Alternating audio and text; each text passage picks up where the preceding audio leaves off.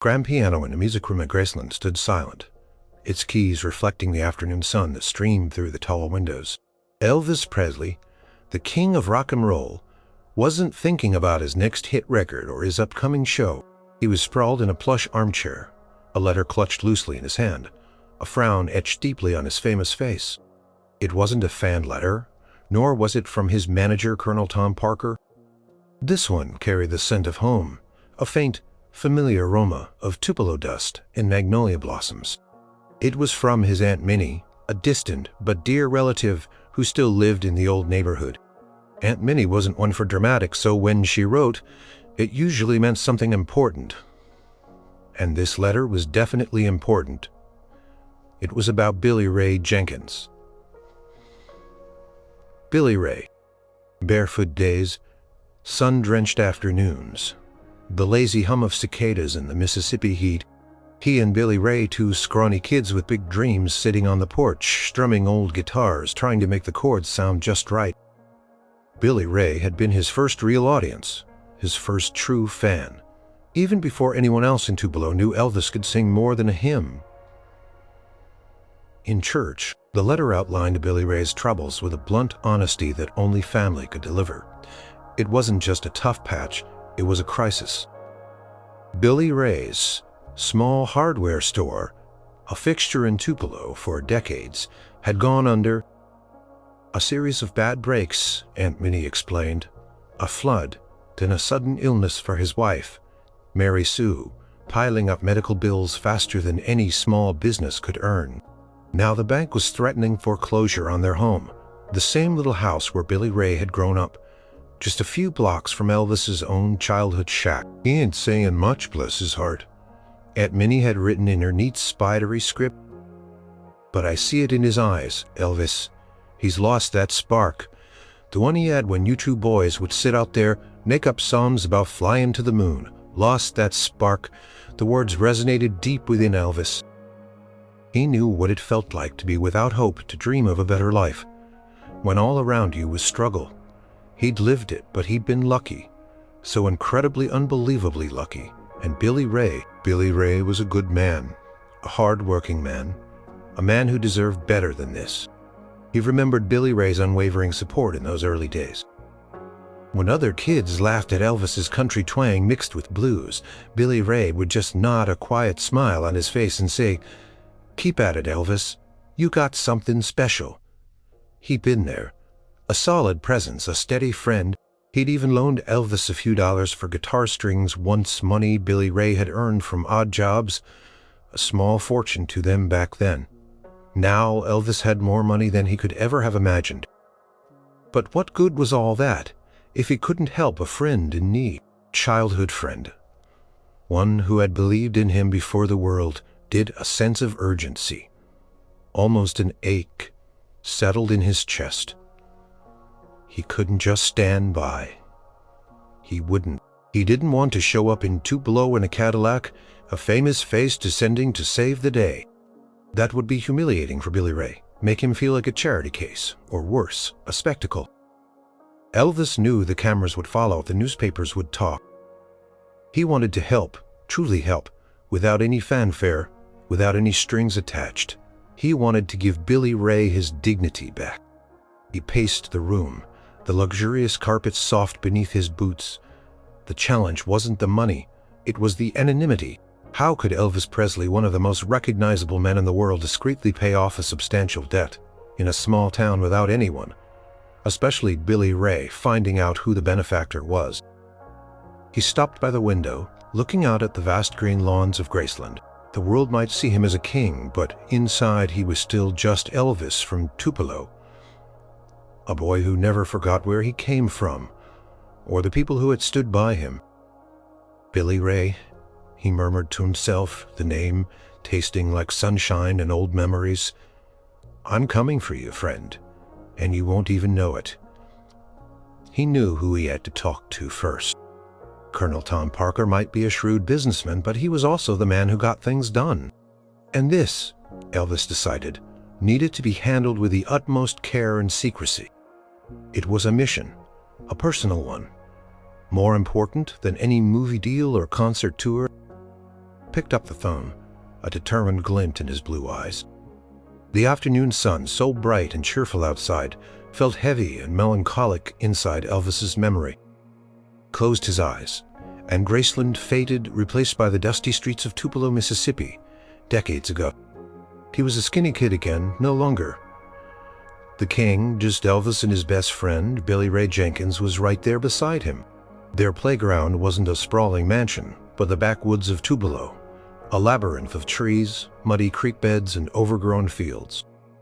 They'd spend hours there pretending to be explorers, cowboys, or mighty warriors. Billy Ray, always a bit more cautious but no less adventurous, would follow Elvis's wild ideas, sometimes shaking his head with a grin, sometimes pushing Elvis to go even further. "Bet you can't climb that sycamore tree to the very top, Elvis," Billy Ray would challenge, his eyes sparkling.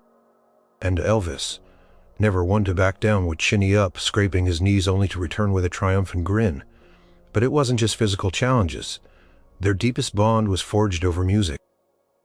Elvis remembered the first time he'd truly tried to sing, really let his voice out beyond the church choir. It was on Billy Ray's porch. An old beat-up guitar in his hands, not even his own, but one Billy Ray's older brother had left behind. Billy Ray had sat cross-legged on the floorboards, humming along, his head bobbing to the rhythm. "You got a voice, Elvis," Billy Ray had said, his quiet voice filled with a sincere admiration that meant more than any roar of a crowd ever would. "A real voice. You ought to stick with it." That simple encouragement had been a beacon, while others sometimes teased him for his strange mix of music, the blues, the gospel, the country. Billy Ray never did. Billy Ray understood. He saw the fire in Elvis, the passion for sound. He'd even saved up his meager allowance to buy Elvis a new set of guitar strings, one to hit a particularly wild chord. "Gotta keep that music alive, right?" Billy Ray had said, handing him the shiny package. A small gesture, but to a young Elvis it was monumental. It was friendship, pure and unburdened by anything but shared dreams. As they grew older, their paths slowly diverged. Elvis was drawn to the bright lights, the hustle of Memphis, the raw energy of Beale Street. Billy Ray, on the other hand, found his calling closer to home. He was practical, good, with his hands. He took over his father's small hardware store, a place where folks knew his name and trusted his advice. Billy Ray had married his high school sweetheart, Mary Sue, and settled into a steady, respected life in Tupelo. Elvis remembered the last time he'd seen Billy Ray, really seen him before the whirlwind of fame had swept him away entirely. It was a brief visit home just before he signed with Sun Records. Billy Ray had been there standing by the old truck, a proud smile on his face. "Go get him, Elvis," he'd said, a genuine warmth in his eyes. "Make that music happen." And Elvis had. He'd made the music happen. He'd conquered the world. But in doing so, he'd left behind a part of himself, a piece of that simple, true friendship. He'd sent cards, a few gifts now and then, to his mother or Aunt Minnie. But the direct, easy connection had faded under the glare of his celebrity. Now, learning of Billy Ray's struggles, a profound sense of regret washed over him. He'd been so busy, so consumed by his own monumental life, that he hadn't noticed his friend sinking. He hadn't reached out this time. He wouldn't fail Billy Ray. He wanted to help, not as the famous Elvis, but as the old friend from Tupelo, the one who remembered the guitar strings and the porch song. The only way to do that, he decided, was to make sure his name was nowhere near this act of kindness. He knew he could just wire money blindly. He needed to know the full extent of the debt, every penny, every creditor. He needed details, cold, hard facts, not just Aunt Minnie's heartfelt but vague plea. Picked up the phone again, dialing the number for his lawyer, a man named Mr. Thompson, who was known for his discretion. "Mr. Thompson," Elvis said, his voice low and serious, "I need you to look into something for me, something very personal, and it needs to be completely, absolutely, confidential from me." He explained briefly about Billy Ray Jenkins, the hardware store, the medical bills. He gave the lawyer Aunt Minnie's address as a starting point. "I want you to find out everything," Elvis instructed, "every debt, every outstanding bill, and do it quietly. No fuss, no attention. Think of it as a ghost investigation." Mr. Thompson, a seasoned professional, understood the delicate nature of Elvis's request immediately. "Consider it done, Mr. Presley," he replied, his voice calm and reassuring. "I'll use a local contact in Tupelo, someone entirely unconnected. No one will suspect a thing." As he hung up, Elvis felt a small measure of relief. The first step was taken. The ghost of their childhood friendship was guiding him, and this time, he wouldn't let it fade away. He would bring that spark back to Billy Ray's eyes, even if Billy Ray never knew who held the match. The next morning, Elvis sat across from Colonel Tom Parker in his Graceland office, a room usually filled with the clatter of typewriters and the ringing of phones. Today, it was quiet save for the rhythmic tick-tock of a grandfather clock in the corner. Elvis had deliberately chosen this time, knowing he'd need the Colonel's full, undivided attention, and likely a fair bit of persuasion. Colonel Parker, a man built like a sturdy oak tree with a perpetually shrewd glint in his eyes, listened patiently as Elvis laid out the situation with Billy Ray. He leaned back in his chair, fingers steepled beneath his chin, his expression unreadable. "So, let me get this straight, boy," the Colonel finally said, his Dutch accent. "You want to pay off some fellow's debts?" "A childhood friend. That's mighty generous, Elvis. But why exactly does it need to be anonymous?" Elvis sighed, running a hand through his perfectly coiffed hair. "Colonel, it's Billy Ray. He's a proud man. If he knew it was me, it'd break his spirit. He'd feel like a charity case. He'd feel like he owed me, and I don't want that. I want to help him. Truly help him, without making a show of it, without him ever knowing who did it." The Colonel's eyes narrowed. "Anonymous donations. They're tricky, Elvis. Messy, they can lead to all sorts of speculation. People might start asking who's got so much money. They can just give it away, and then they might start looking at you, and if word gets out that the king of rock and roll is handing out money in Tupelo. That's why I'd need your help. Colonel, you're the best at keeping things quiet, at making sure the right hand doesn't know what the left hand is doing, Mr. Thompson. My lawyer is already on it, gathering the details, but I'll need your unique approach to make sure the money moves without a trace. My unique approach, as you call it, is usually about making more money. Elvis, not giving it away without a return. This is bad business, son. No PR, no goodwill, just a silent act of kindness. What's in it for us?" Elvis countered, his voice rising slightly, a flash of passion in his eyes. "Peace of mind, Colonel. Knowing I helped a true friend, someone who believed in me when nobody else did. That's worth more than any movie deal, any record sale. This isn't about business, Kearney. This is about friendship." He leaned forward, his gaze direct and unwavering. "Think about it, Colonel.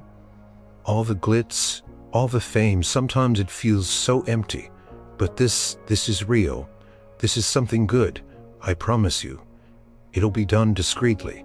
No one needs to know. Just you, me, and Mr. Thompson. Please, Colonel, for me."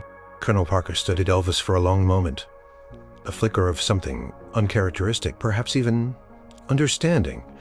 In his eyes he knew Elvis. Knew that beneath the sequins and the hip swiveling showman was a deeply sentimental man, loyal to his roots, fiercely protective of those he cared about. When Elvis dug his heels in like this, there was no moving him. And frankly, a happy, well-adjusted Elvis was a productive Elvis.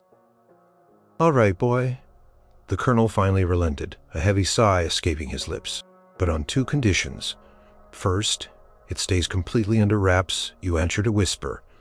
Gets out, you understand. This is a one-time thing. We can't be paying off every sad story that comes your way, Elvis. You be broke in a month." "Agreed, Elvis," said a relieved smile spreading across his face. "Thank you, Colonel. You won't regret it."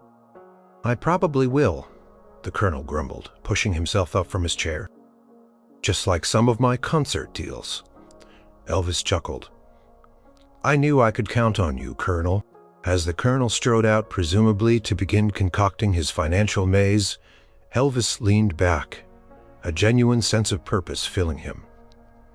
He wasn't just a king, he was a friend, and he was about to make a kingly gesture, one that would remain a secret to all but a very select few.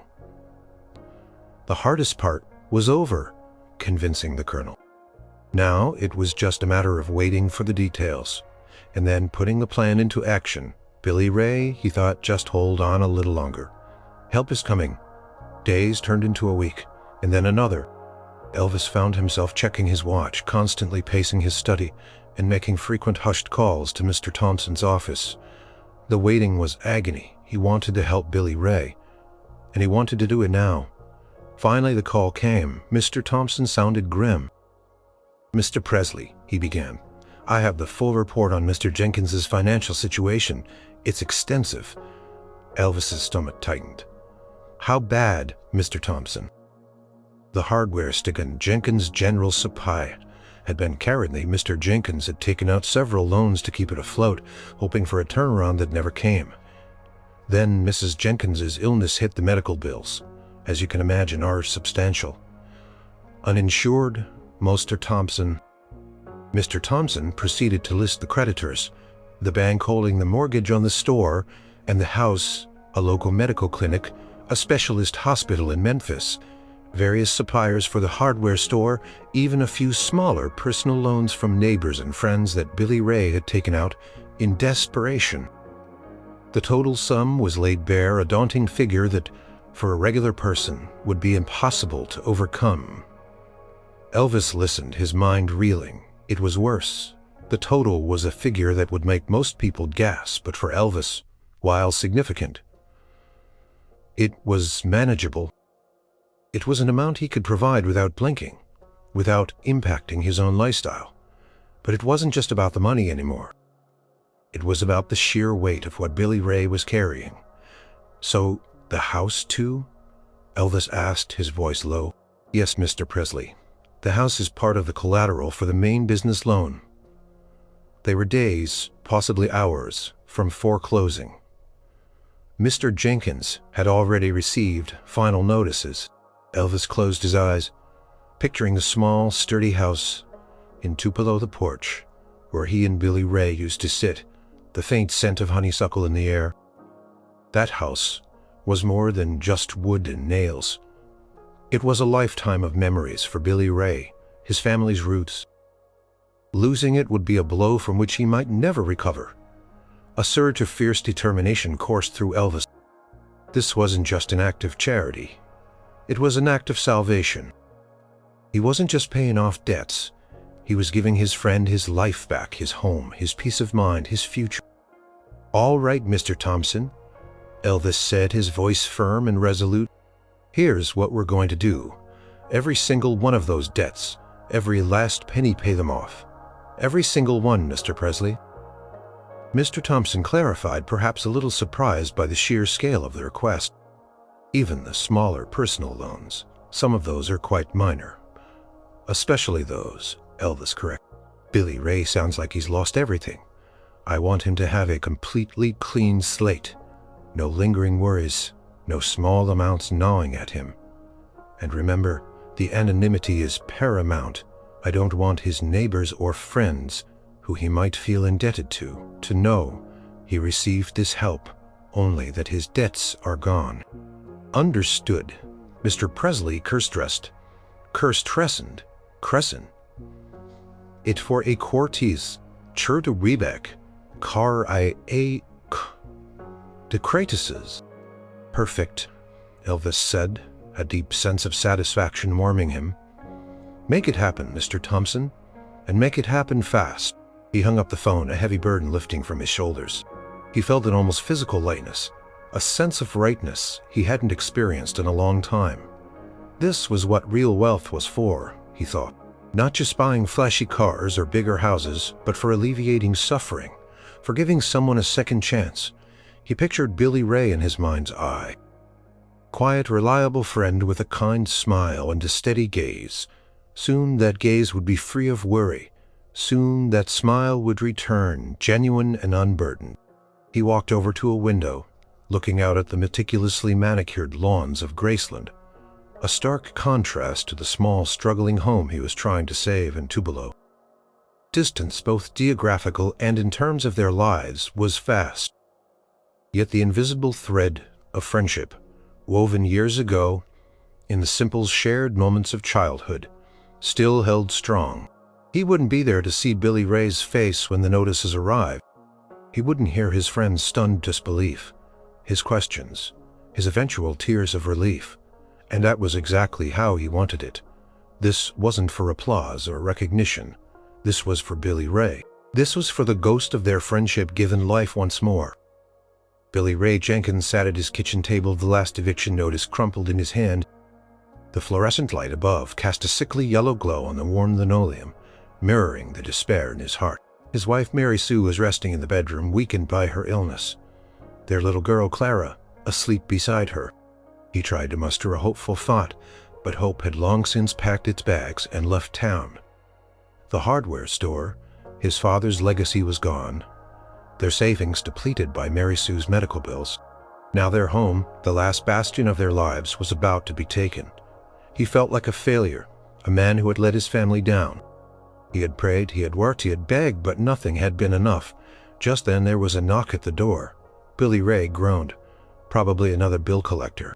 He dragged himself up, his shoulders slumped, and opened it a crack. It was the mailman, a usually cheerful man named Gus, who looked unusually serious. "Morning, Billy Ray," Gus said, extending a thick stack of envelopes. "Got a lot of official-looking mail for you today. Been coming in for a few days now, but this is the biggest batch." Billy Ray took the pile, his heart sinking further. More final notices, no doubt. He thanked Gus weakly and closed the door, dumping the letters onto the kitchen table. He shuffled through them, his eyes barely registering the addresses. Utility bills, overdue notices from suppliers, and then something different. Crisp, official-looking envelope with no return address, just a postmark from a city he didn't recognize. He opened it. His brow furrowing. Inside was a formal letter. From his bank? He braced himself for more bad news. Maybe a final foreclosure date. But the words on the page didn't make sense. "We are pleased to inform you that the outstanding balance on your mortgage loan account number X of ANA has been settled in full." Billy Ray blinked. Settled in full? He read it again and again. His mind refused to process it. It had to be a mistake or a cruel joke. He laughed, a short, hollow sound. He picked up the next letter also, official, from the hospital where Mary Sue had been treated. "This letter confirms receipt of full payment for all outstanding medical expenses incurred by Mary Sue Jenkins." His breath hitched. He tore open another and another and another. Each letter, from different creditors, from the bank, from the small local businesses he owed money to, bore the same unbelievable message: paid in full, balance cleared, debts satisfied. He sank into his chair, the letters scattered around him like fallen leaves. This couldn't be real. Who? How? He looked for a name, a clue, anything. On a few of the letters there was a tiny printed line at the bottom, almost an afterthought: "On behalf of a grateful friend," or "From an old acquaintance." A grateful friend, an old acquaintance. He didn't have any wealthy relatives. He hadn't won the lottery. He hadn't seen an old friend in years who would have this kind of money, let alone give it away anonymously. Tears welled in his eyes, not of sadness, but of a disbelief so profound. It felt like joy. He reached for one of the letters from the bank, his hands trembling. He had been so sure they would lose the house, so sure. He buried his face in his hands, letting out a choked sob. It wasn't just the money. It was the sheer, overwhelming generosity. Someone, somewhere, cared enough to lift this crushing burden. Someone he didn't even know or couldn't remember. He slowly wiped his eyes, his gaze falling on a small, worn photograph on the fridge. It was of him and Elvis, two grinning boys holding up a fish they'd caught in the creek.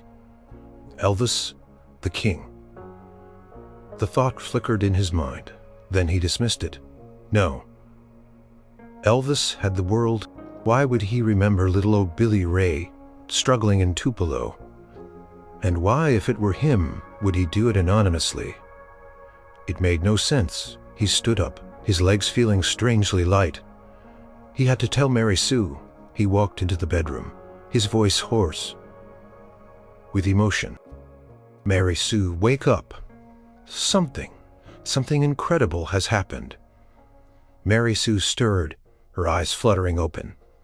What is it, Billy Ray? Is everything all right? He held up a handful of the letters, his face streaked with tears, and a bewildered, joyous smile. We're debt-free, Mary Sue, all of it. Someone paid it all off. Mary Sue looked at him, then at the letters, her brow furrowed in confusion. Then slowly understanding dawned in her eyes. A gasp escaped her lips, and she reached out a weak hand to touch his cheek.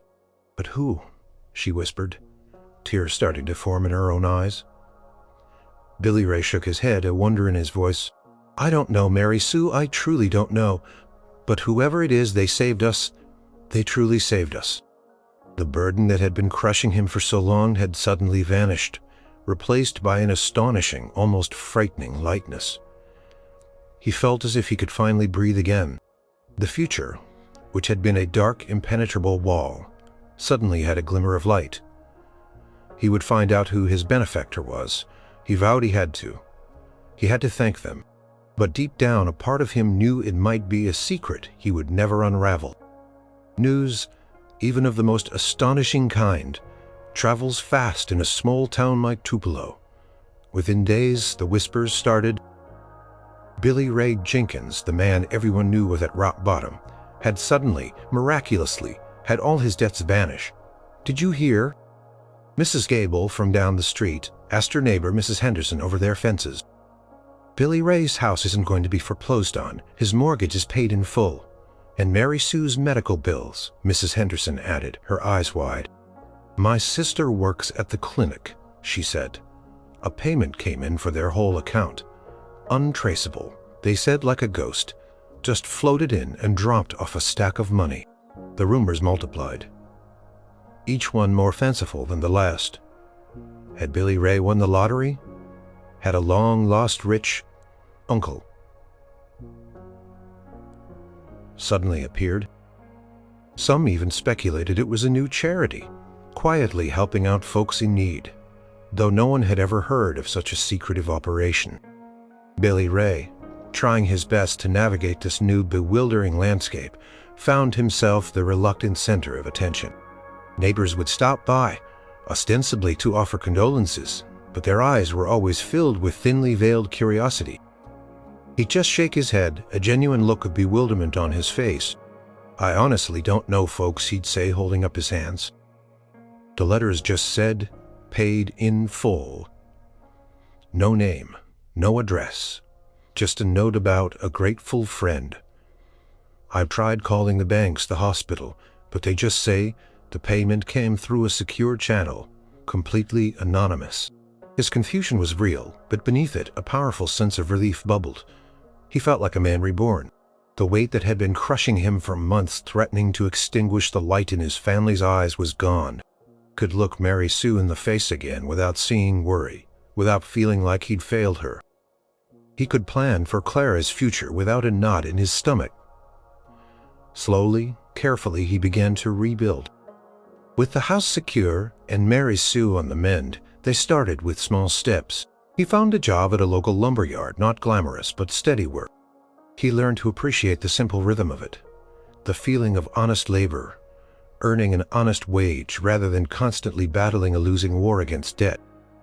He often sat on his porch in the evenings just as he had as a boy, a cheap acoustic guitar in his lap. He'd strum simple chords, old blues tunes, and sometimes the familiar melodies he and Elvis used to play. His mind would wander trying to piece together the puzzle of his mysterious benefactor.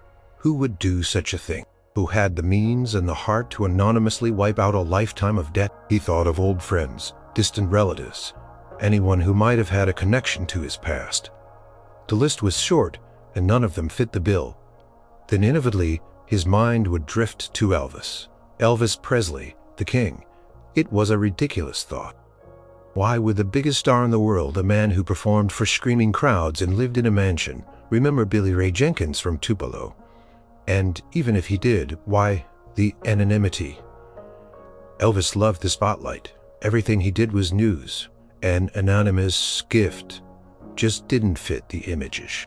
The thought would linger like a persistent hum in the back of his mind, especially when he heard an Elvis song on the radio or saw a newspaper headline about his latest movie.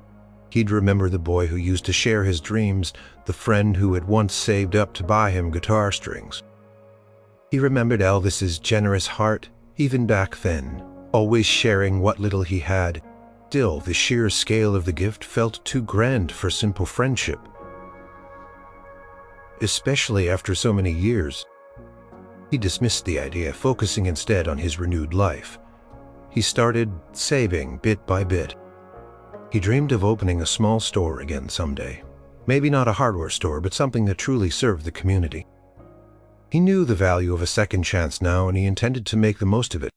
One sunny afternoon, as he worked diligently at the lumberyard, a new, younger delivery driver, fresh out of high school, pulled up.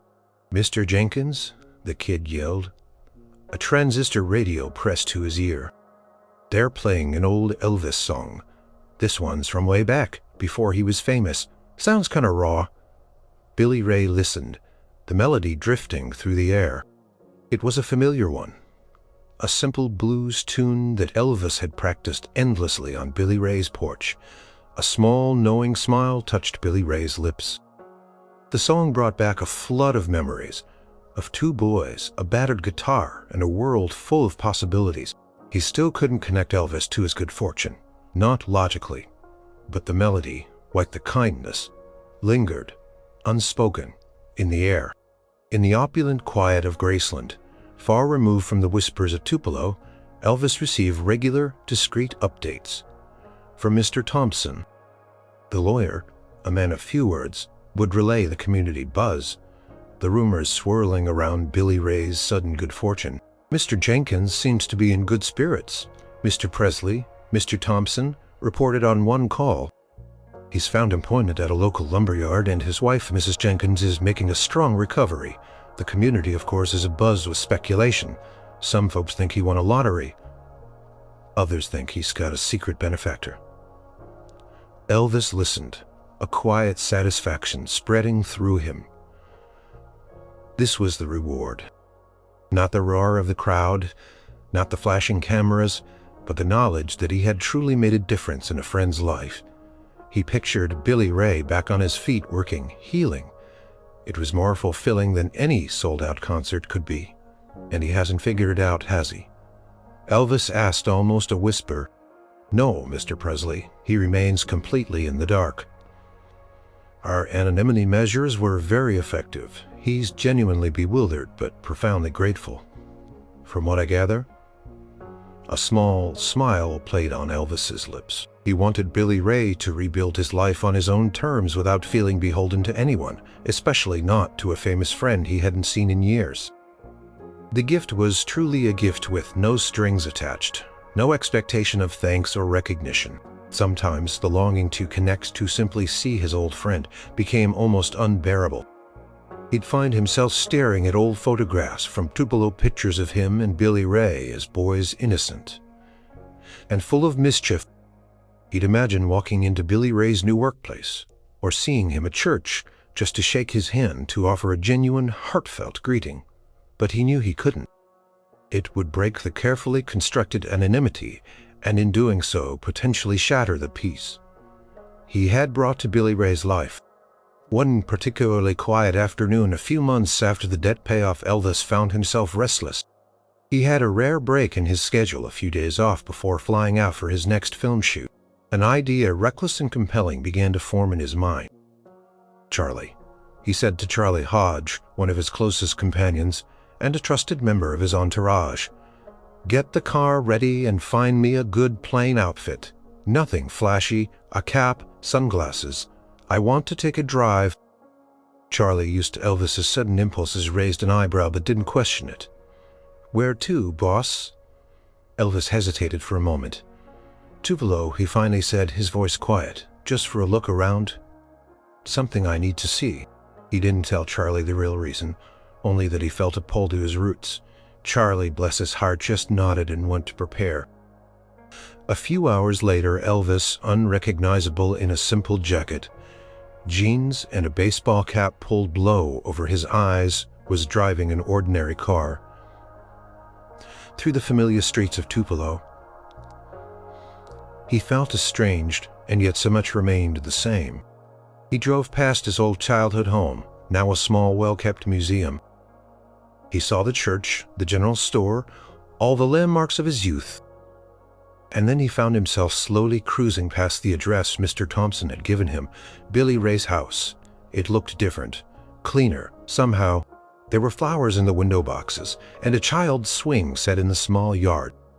The overall impression was one of quiet resilience, of a family reclaiming their peace. As he drove by, he saw a man on the porch, sitting on a rocking chair, a guitar in his lap. It was Billy Ray, older, of course, with a few more lines on his face and some gray at his temples, but still recognizable. He was strumming a slow bluesy tune, his head tilted slightly, a relaxed, contented expression on his face. Elvis slowed the car just for a moment, letting the melody drift to him through the open window. It was a simple tune, a familiar one. One they used to play together, two boys, on a porch in Tupelo, dreaming.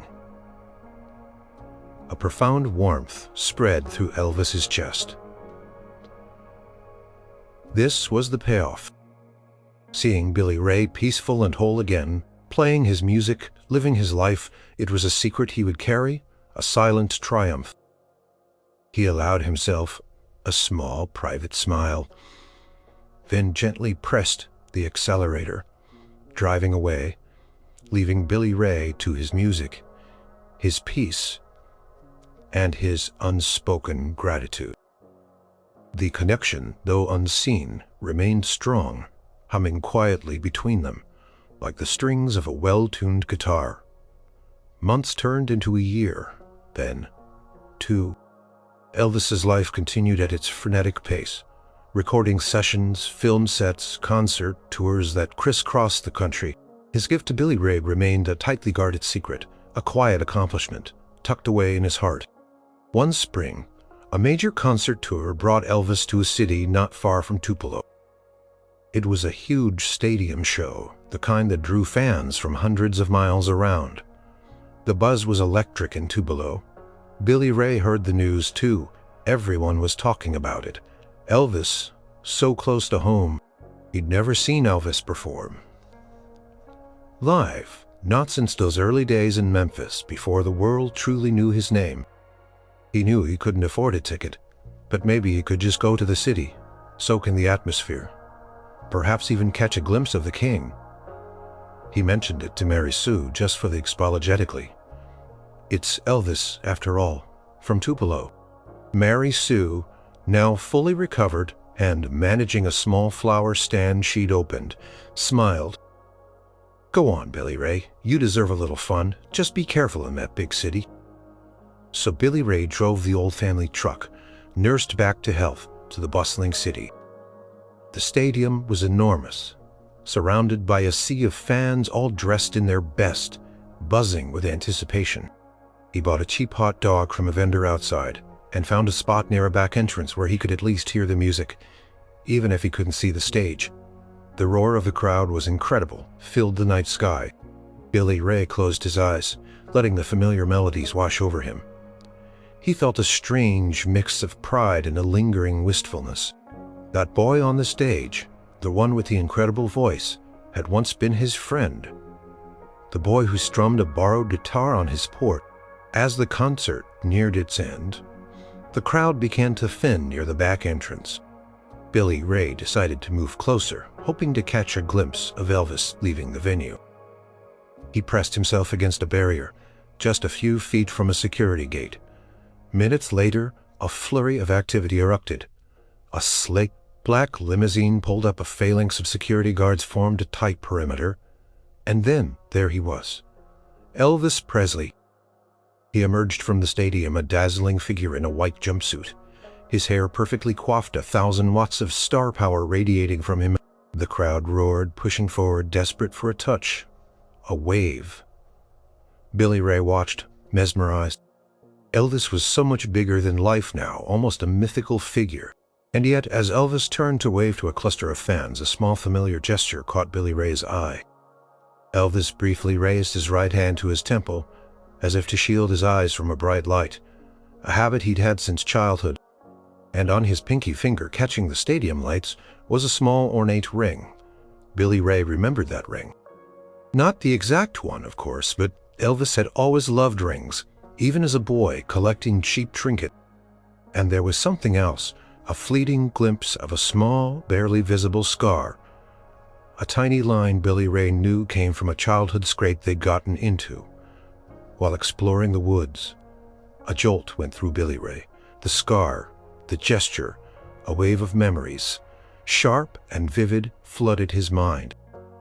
He remembered fixing that scrape with a bandage and a shared secret. Could it be? Could it really be? The thought, once dismissed as impossible, now held a strange, undeniable weight. The sheer scale of the anonymous gift, the untraceable nature of it, the simple, heartfelt note from a grateful friend. Who else but someone who remembered those old, forgotten details, someone who understood the true meaning of friendship even across a chasm of fame? He wanted to call out, "Elvis, it's Billy Ray." He wanted to ask, to confirm, to finally know. Elvis was already stepping into the limousine, surrounded by his entourage, a world away. As the car pulled away, disappearing into the night, Billy Ray was left standing there, a mix of awe and a quiet, dawning understanding settling over him. He hadn't gotten a direct answer, no proof. But the pieces of the puzzle, once scattered, seemed to be aligning in his mind. He knew Elvis. He knew his friend, and a strange, quiet certainty began to bloom in his heart. It was a secret he would carry, a beautiful, impossible truth. He walked back to his truck, the echoes of Elvis's music, and the deeper resonance of a lifelong friendship humming in his soul. He didn't need confirmation. He had a feeling, and for Billy Ray that was enough. Years passed. The memory of the concert, the flash of recognition, remained a quiet, powerful secret in Billy Ray's heart. He never spoke of it, not to Mary Sue, not to anyone in Tupelo. It was his own private understanding, a bridge between his humble life and the distant dazzling. Billy Ray's life continued to flourish. The lumberyard job had led to a management position, and then, with his renewed confidence and Mary Sue's strong support, they had finally realized their dream. They opened a small independent hardware store, much like his father's, but with a modern, friendly touch. They called it Jenkins, True Value, a name chosen to reflect their belief in honest work and the true value of kindness. It thrived. He was a respected man in Tupelo again, a pillar of the community, known for his quiet strength and his deep, if unspoken, gratitude for the mysterious turn his life had taken. He still occasionally tried to imagine who his benefactor might be, indulging the pleasant mystery, but deep down a certainty had solidified. He now knew with a quiet, undeniable conviction that it had been Elvis. It wasn't just the fleeting glimpse at the concert. Over the years, small details would emerge. Subtle connections that only someone who knew Elvis from childhood could piece together. An old newspaper article about Elvis's early generosity, a forgotten story of him helping someone anonymously in Memphis before he was famous, or a radio interview where Elvis, in a rare moment of reflection, spoke about the importance of loyalty and remembering where you came from. Each time, a new piece of the puzzle would click into place. The timing of the anonymous payment, just as Billy Ray had reached his lowest point, the complete, untraceable nature of the gift. The note from a grateful friend, carrying a double meaning that only Elvis would know. Grateful for his friendship, grateful for the belief Billy Ray had shown in him. It was too grand a gesture for anyone else. Too specific. Only Elvis the King, who could command millions, yet still cherish the simple values of his Tupelo upbringing, would do such a thing and keep it a secret. It was an act of profound love for a friend, unsullied by the demands of fame. Billy Ray remembered Elvis's deep-seated need to help even as a boy. If he had 2 pennies and you had none, he'd split them with you. This was just that same spirit amplified by the vast resources he now commanded. He never sought to confirm it. To do so, he felt, would be to betray the very essence of the gift. Elvis had chosen anonymity for a reason, out of respect for Billy Ray's pride. To confront him, to thank him directly, would be to force Elvis into a position he had deliberately avoided. It would make it public, and perhaps turn a beautiful, selfless act into something tainted by obligation or expectation.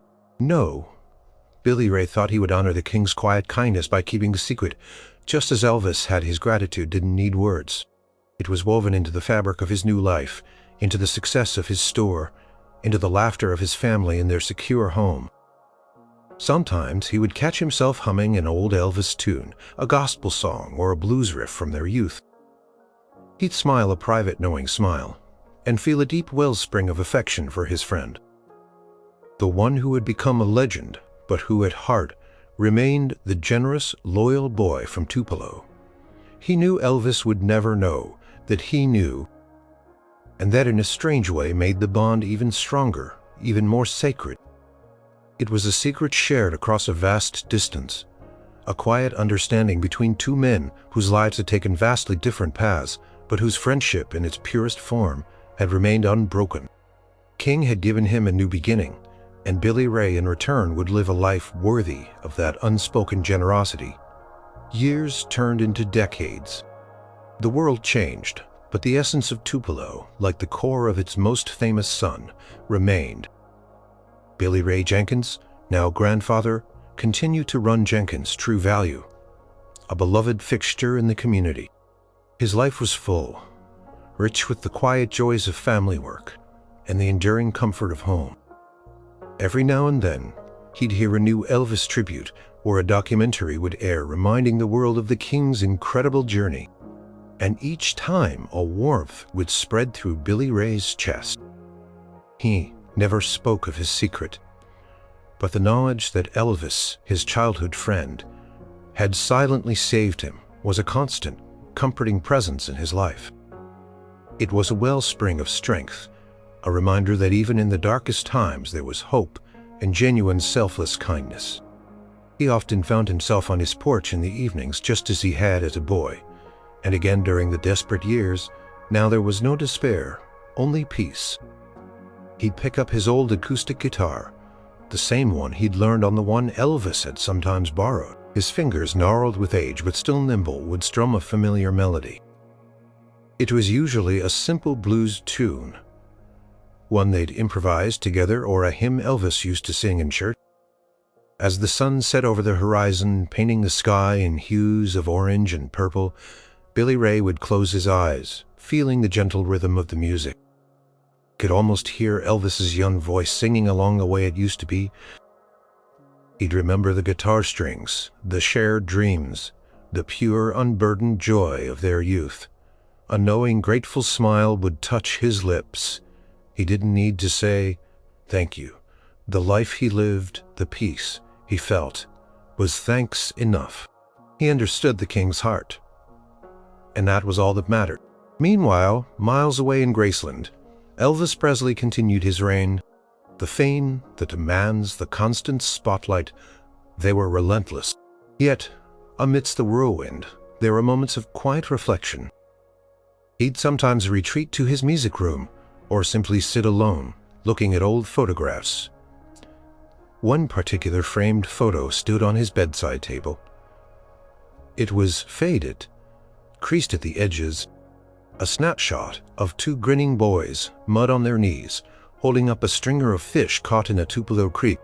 One was a skinny Elvis, the other a sturdy, kind-eyed Billy Ray. He'd pick up the photo, his thumb tracing the youthful faces. He remembered the feeling of that day, the simple happiness, the boundless hope. He remembered Billy Ray's unwavering friendship, his belief in Elvis before anyone else saw it. He thought of the secret act of kindness, the silent clearing of debts. He had never told anyone about it beyond Colonel Parker and Mr. Thompson, and they were sworn to absolute secrecy. It was his own private victory, a deed done purely out of love and loyalty. It was in many ways the most meaningful thing he had ever done with his fame and fortune. He didn't know that Billy Ray had figured it out. He only knew that he had helped his friend quietly, completely, and without seeking anything in return. And that knowledge brought him a deep, abiding peace that no sold-out stadium, no chart-topping single could ever provide. It was a connection to his roots, to the simple, honest boy he once was, before the world crowned him king. Elvis smiled, a quiet, contented smile. The melody of their shared past, of a friendship that transcended fame and time, lingered in his heart, a true and lasting harmony. Put the photo back down. The two boys forever linked their bond, a silent testament to the enduring power of kindness, anonymity, and the deep, unbreakable roots of friendship. The king of rock and roll, still just a boy from Tupelo at heart.